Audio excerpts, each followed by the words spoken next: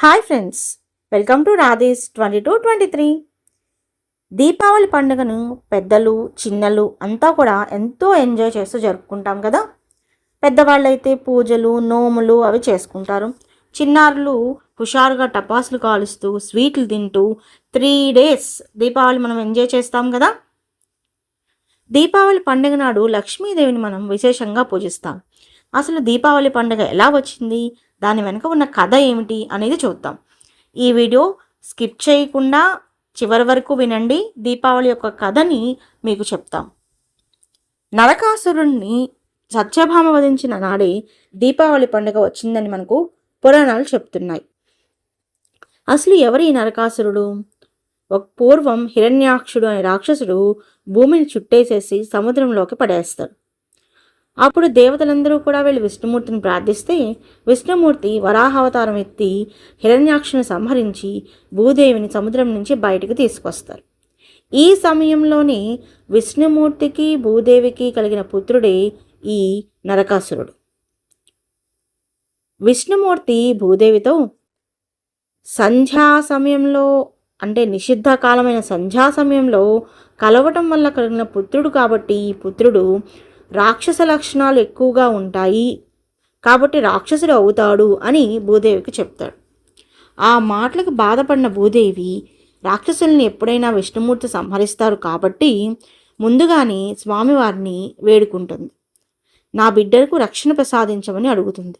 అందుకు విష్ణుమూర్తి అంగీకరించి నీ చేతుల్లోనే, అంటే కన్నతల్లి చేతుల్లోనే అతనికి మరణం ఉంటుంది అని హెచ్చరించి వెళ్ళిపోతాడు.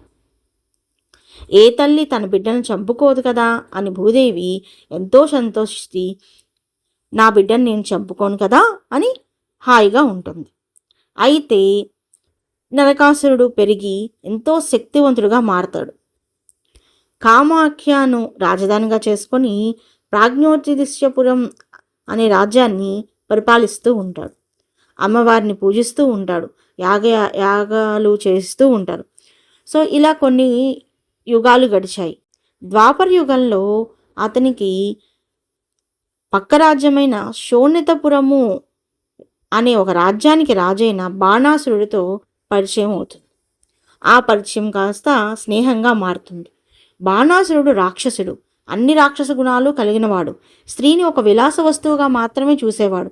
సో అతని యొక్క స్నేహం వల్ల చెడు బుద్ధి కలిగి నరకాసురుడు కూడా రాక్షసుడిగా మారిపోయాడు. అమ్మవారి పూజలు ఆపివేశారు. అలాగే అన్ని రాజ్యాల మీద దండయాత్రలు చేసి రాజకుమార్తెలందరినీ బలవంతంగా ఎత్తుకొచ్చి తన రాజ్యంలో బంధించి ఇలా అహంకారంతో ఎంతో విర్రవీగిపోతూ ఉన్నాడు నరకాసురుడు.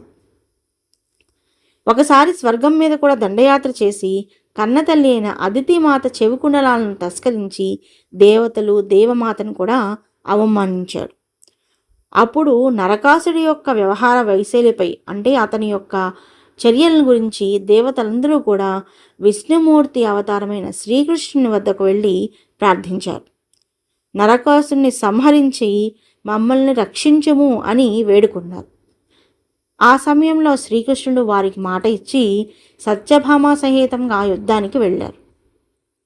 సత్యభామాదేవి తాను భూదేవి అని, భూదేవి యొక్క అవతారమని, అలాగే నరకాసుడు తన కుమారుడు అని, తన చేతిలోనే తన కుమారుడికి మరణం ఉందని అనే విషయాన్ని ఆ తల్లి మరచిపోయింది. శ్రీకృష్ణునితో పాటు యుద్ధానికి నేను కూడా వస్తాను అని చెప్పి సన్నద్ధమయ్యి శ్రీకృష్ణునితో పాటు యుద్ధరంగానికి వెళ్ళాను. అక్కడ శ్రీకృష్ణుడికి నరకాసునికి మధ్యన ప్రారంభమైన యుద్ధం ఉగ్రరూపం దాల్చింది. కానీ విష్ణుమూర్తి ఇచ్చిన వరప్రభావం వల్ల నరకుడిని సంహరించడం అనేది శ్రీకృష్ణునికి సాధ్యపడదు. దీంతో శ్రీకృష్ణుడు యుద్ధ మధ్యంలో మూర్ఛపోయినట్లుగా నటిస్తాడు. అయితే తన కళ్ళ ముందే తన పతిదేవుడు మూర్ఛపోవడాన్ని చూసిన సత్యభామాదేవి ఎక్కడలేని కోపాన్ని తెచ్చుకుంటుంది. వెంటనే విల్లు ధరించి తన పుత్రుడైన నరకాసురుని మీదకు బాణం వేస్తుంది. దీంతో నరకాసురుడు తల్లి చేతిలోనే మరణిస్తాడు. అలా నరకుడు చనిపోయిన రోజుని నరక చతుర్దశి అంటారు.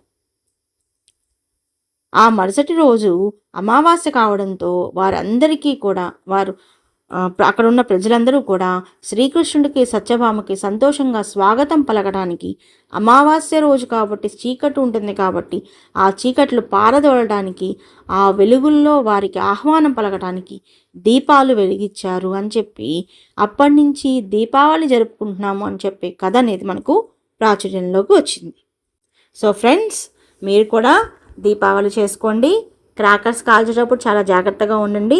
పిల్లల్ని మాత్రం పెద్దవాళ్ళు ఖచ్చితంగా తమ పర్యవేక్షణలోనే ఉంచుకొని ఎప్పటికప్పుడు పిల్లలతో దగ్గర ఉండి టపాసులు కాల్చేటప్పుడు జాగ్రత్త. మీకు కనుక మా వీడియో నచ్చితే please like, share and subscribe. Happy Deepavali to all.